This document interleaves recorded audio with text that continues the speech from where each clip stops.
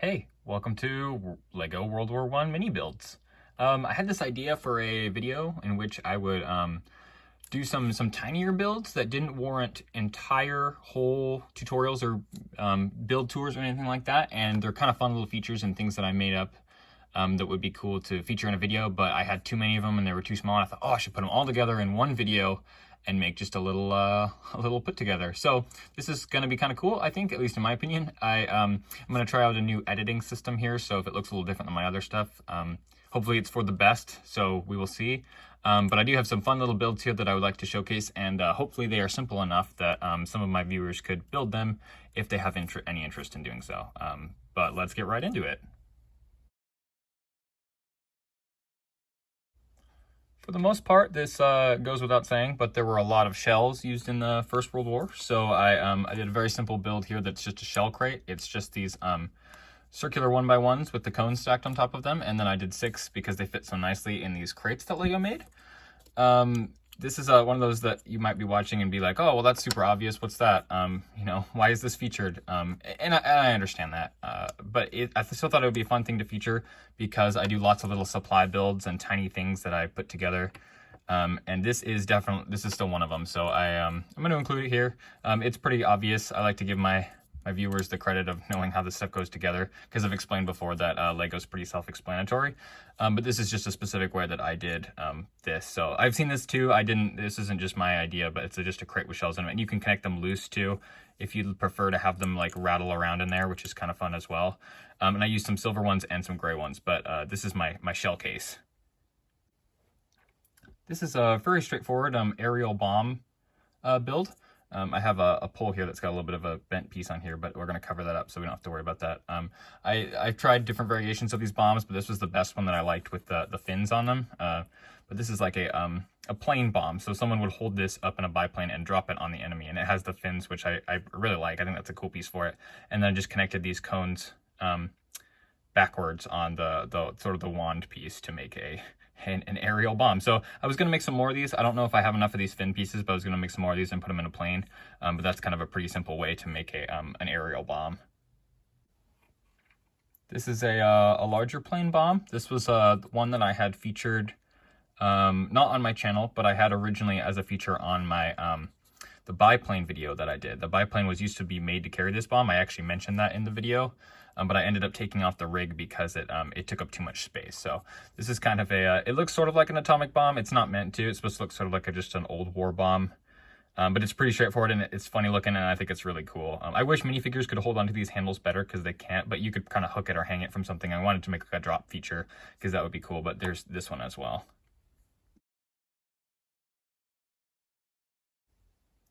With the introduction of this new, I mean, it's probably not that new, but this new campfire piece that Lego made, it makes actually for some fantastic street barricades.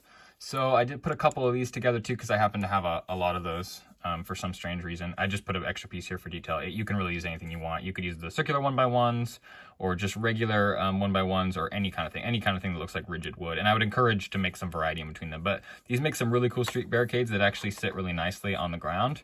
And I did another one here. I did a couple different variations. This one's one of my favorites. It has the wires on it. Now, Lego doesn't have a lot of very good options for barbed wire, but the mini chains fit perfectly in a 3-block spot here where they're not too tight or they're too twisted or anything like that. So this is good. So I did a tiny one of this, and I did another one of these too as well, actually, right here.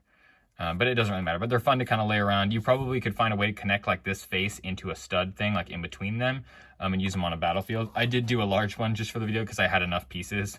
This is a black one with a different chain, so it's a little bit different than this one, but it's kind of fun. So I just used some sort of stud bricks to make kind of some detail, and I used 3 of them across, and they look really cool. I'm really pleased with the effect that they pull off in sort of being like street barricades or field barricades. So these are a lot of fun. I thought this would be a fun thing to share because this was something I kind of threw together. Alternatively, if you don't have these pieces, let me grab it real quick. There is another way you can do these because I happen to have a lot of these campfire pieces. But I did end up, so this is just some prototype pieces I put together, but you can use 2 of these pieces, just these L pieces. I didn't have them in the right color, so I'm just using these to show it off. But you alternatively can use these as well as legs. They do virtually the exact same thing. If anything, they look more more complex and more in depth, and I think that that's really fun.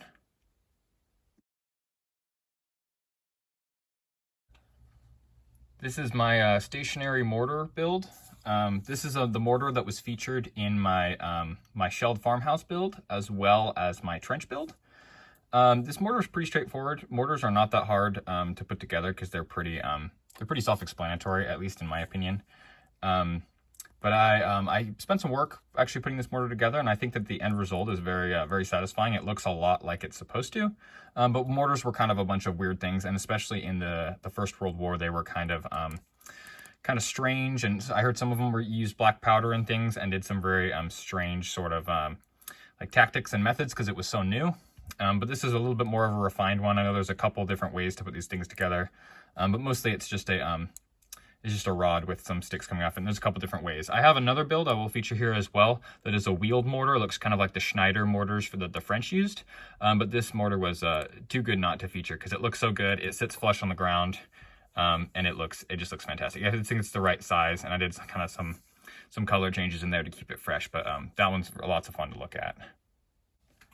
Here's an example that I made of a trench mortar that's on wheels. And I have these little train car wheels because they were the most convenient. I have a bunch of them for some strange reason. But this is supposed to look kind of like the Schneider mortar that was a French mortar. It's not specifically, it's kind of just inspired by it. It's just sort of a simple way to put together a really straightforward one. And it actually was kind of tricky because I had a whole bunch of these barrel pieces, but I wasn't sure how to connect them on an angle to specifically this flat platform without it just getting super high or being super out of the way. So I ended up using this method where I used this faucet piece connected to this clip, and it adds a little rotator on there so you can tilt it up and down. So this is kind of in the running, kind of done. I'll show another variation I have of this mortar that was another experiment thing, but this is mostly it. It does actually go at all the angles, which is really cool. I know it's hard to see because it's black, but I also considered turning these wheels around the other way so they'd stick out more, but I think this one's okay. So it doesn't drag on the ground, and it's very positionable, which is fun because I like plate features. Here's another variation of the same mortar. I just changed only one piece. It was this rail back here that I changed to this sort of dovetail piece. And I don't like these pieces too much because they're okay. They're mostly for like big hands and stuff. I think it's all right. This barrel is kind of short in comparison to how long the train is of this back piece here, but it's whatever. I did like, however, here's just my dummy guy for it. He's just a blue guy with a Brody on.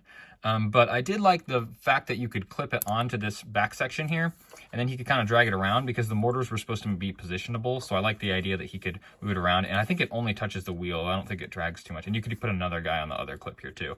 Ultimately, you could do that with this other clip that I have. This was the one that was on the other one.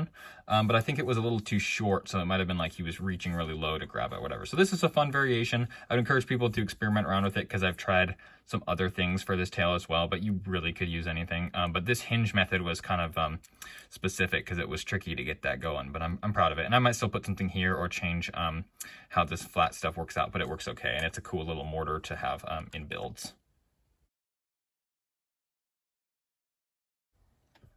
So this is a little bit of sort of a tactical way that I at least like to put together tank accessories or tank supplies.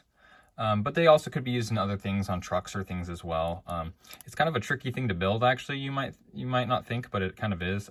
It's sort of a less is more type of thing. And I use like a little chocolate bar piece here, but it's sort of a kind of a thing you can't get wrong. At the same time, there is a little bit of an art to it. So I like to make all kinds of little parcels and stuff that fit on vehicles and can be decorative and things like that. So I did a couple different variations here. And even if viewers don't end up using these methods, that's fine.